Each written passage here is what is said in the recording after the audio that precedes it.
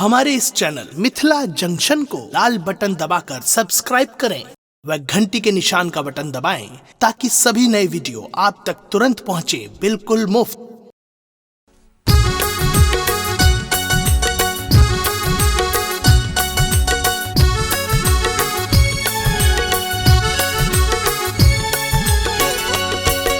अपने सुन रही थी गंगा कैसेट की प्रस्तुति।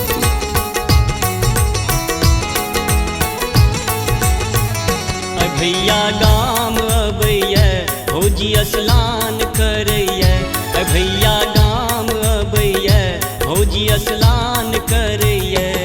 हमरा भौजी के मन खनहान लागैया, खनहान लागैया। भैया गाम अबैया भौजी स्नान करैया, भैया गाम अबैया भौजी स्नान करैया।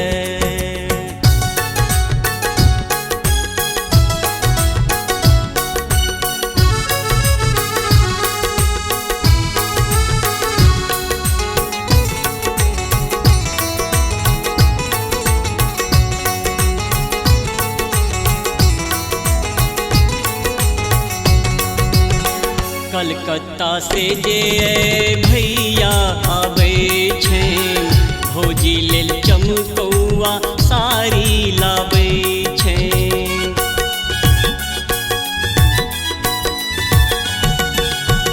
कलकत्ता से जे भैया आबै छै, भौजी लेल चमकौआ साड़ी लाबै छै। VIP में भर के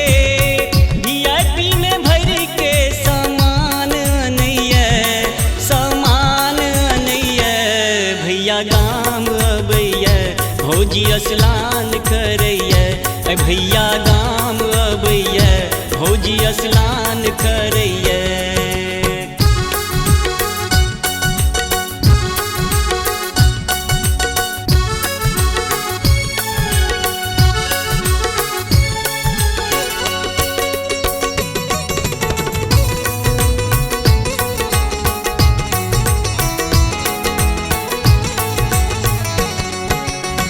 जिट जाट आ फिट फाट में भौजी तैयार छैन, चूड़ी खनकै छैन आ सोलहो श्रृंगार छैन।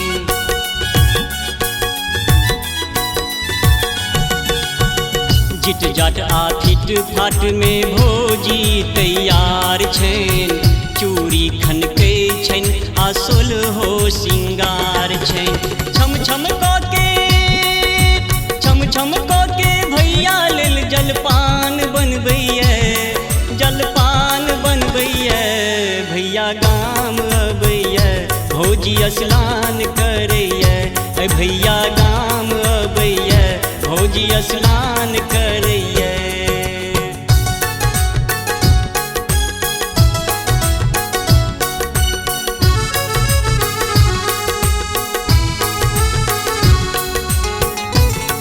अपने सुन रही थी गंगा कैसेट की प्रस्तुति।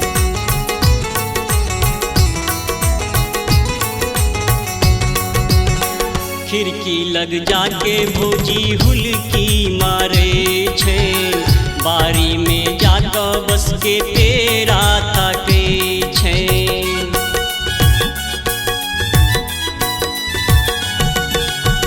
खिड़की लग जाकर भौजी हुलकी मारे छै, बारी में जाकर बस के पेरा ताके छै।